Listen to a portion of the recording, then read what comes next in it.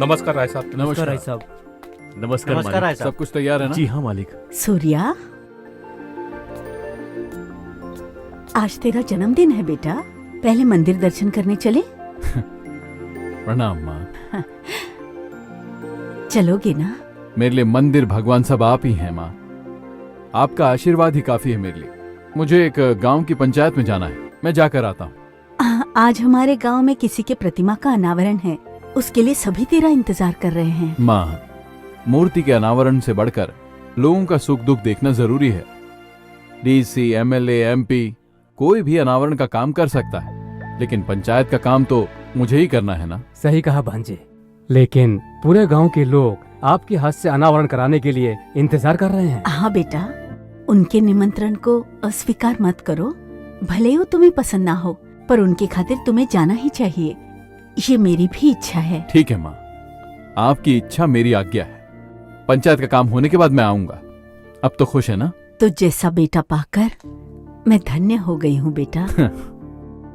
अरे माँ, धन्य तो मुझे होना चाहिए। इस धरती में आकर मुझे आप जैसी माँ मिली।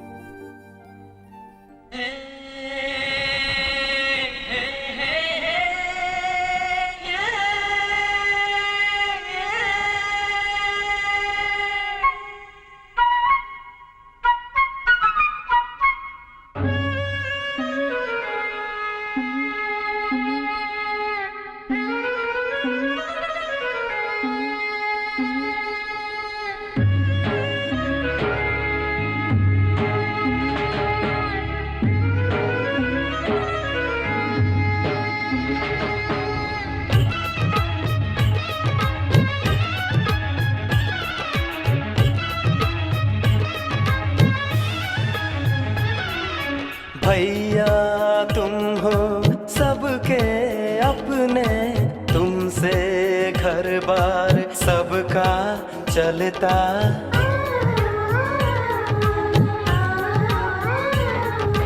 तुम भी मेरे अपने हो, नमस्ते नमस्ते, यही अपनी संस्कृति है। नमस्ते नमस्ते।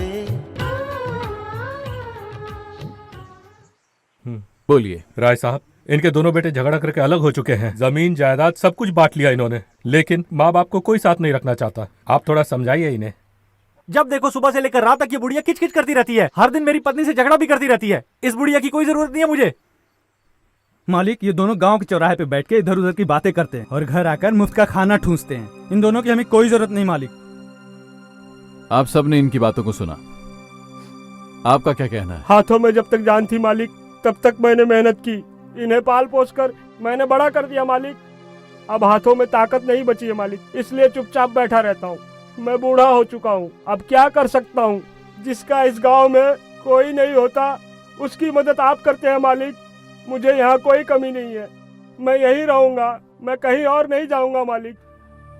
आपका क्या कहना है? मालिक, मैं न स्वार्थी हूँ न निस्वार्थी हूँ। इन नालायक बच्चों को 9 महीने अपने पेट में रखकर पाला है, लेकिन पत्नियां आते ही इन्होंने हमें दूध की मक्खी की तरह बाहर फेंक दिया।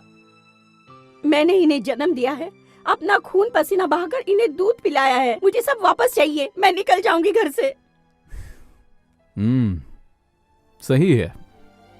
इनकी देखभाल आप लोग नहीं कर सकते हैं तो इस माँ का दूध भी आपको वापस करना होगा।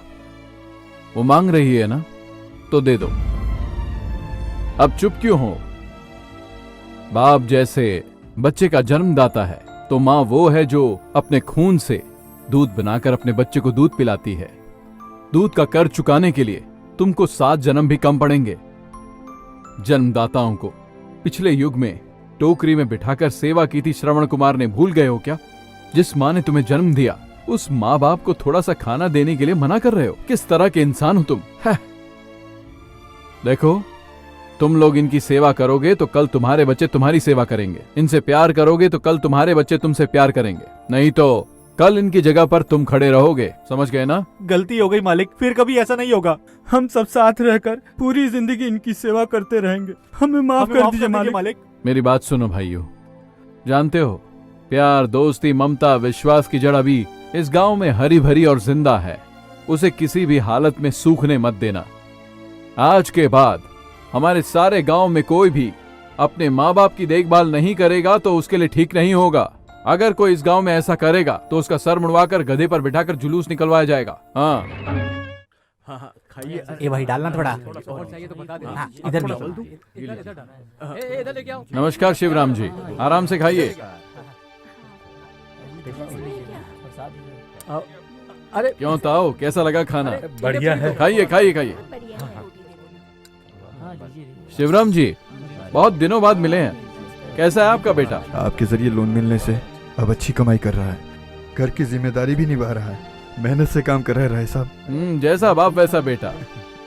और वैसे अगले महीने राइस मिल भी शुरू करने वाला है, उद्घाटन आपको ही करना होगा, आशीर्वाद देने आना होगा। जरूर आऊंगा, खाइए।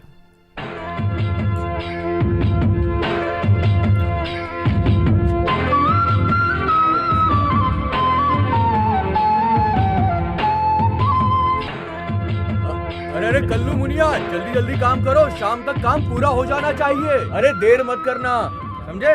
सभी गांव में अन्नदान के लिए अनाज भिजवाना होगा। हाँ ठीक है राय साहब।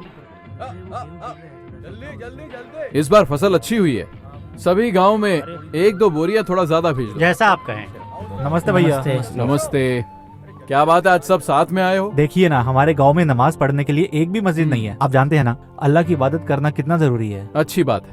मुझसे क्या चाहते हैं? हमारे गांव के तालाब के बगल में आपकी जो जमीन है ना, उसमें अगर थोड़ी जगह मिल जाती तो। ठीक है, घर पर आइए। नमस्ते भैया। नमस्ते। ठीक से रखो। कृष्णा, हाँ शाम को अनाज मिल में पहुंचा देना। हाँ ठीक है राय साहब, काम हो जाएगा। सारा माल मिल में पहुंचा दो। ठीक है भैया। माँ, शांतिपुर से मुसलमान भाई आए हैं, हमारे तालाब की बगल वाली जमीन से उनको थोड़ी सी जगह चाहिए मस्जिद बनाने के लिए। क्या कहूँ माँ? इतना बड़ा हो गया है तू, एक छोटा सा फैसला नहीं ले सकता बेटा? बड़ा हुआ तो क्या हुआ माँ, माँ माँ होती है, बेटा बेटा होता है। और आपके अनुभव के सामने मेरी उम्र क्या? क्या करूँ माँ? बहुत नेक काम है, उन्हें जो चाहिए दे दे। नमस्ते भैया। ये लीजिए। कोई और मदद चाहिए? आपने बहुत मदद कर दी हमारी साहब, आपसे और कुछ मांगकर और शर्मिंदा नहीं होना है। अल्लाह भला करे। इस जगह की कीमत कितनी देनी है? भगवान का काम है, कीमत नहीं लूंगा। मैं सिर्फ इतना चाहता हूं, इस मिट्टी में तुमने जन्म लिया, इस मिट्टी में बड़े हुए हो और इस मिट्टी में जी रहे हो, इस मिट्टी की इज्जत करना। ठीक है भैया। 1 मिनट, अच्छे काम के लिए हमारी तरफ से छोटा सा तोहफा। बहुत बहुत शुक्रिया।